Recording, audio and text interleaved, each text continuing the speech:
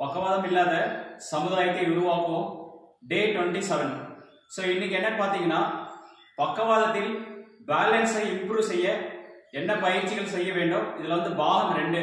So first பார்த்தீங்கன்னா balance improve பண்ணுறதுக்கு ஒரு சிம்பிளான எக்ஸசைஸ் சொல்லி கொடுத்தேன். எப்படி வாக் பண்ணால் இம்ப்ரூவ் பண்ணோம் அப்படின்னு சொல்லிட்டு, எந்த கால் வீக்னஸ் இருக்கிறோ அந்த காலை வந்து ஃபர்ஸ்ட் பார்த்தீங்கன்னா இந்த மாதிரி ஒரு சின்ன கோன் வச்சுக்கலாம்.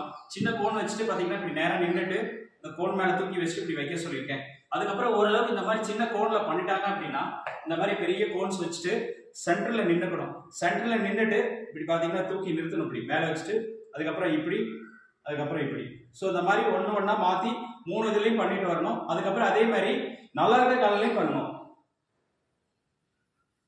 ஸோ இதில் மெயினாக கவனிக்க வேண்டிய விஷயம் என்னன்னு பார்த்தீங்க அப்படின்னா, காலுக்கு யாராவது வீக்னஸ் இருந்துச்சுன்னா ஸ்ட்ரென்தனிங் எக்ஸசைஸ் பண்ணிட்டு வரணும்.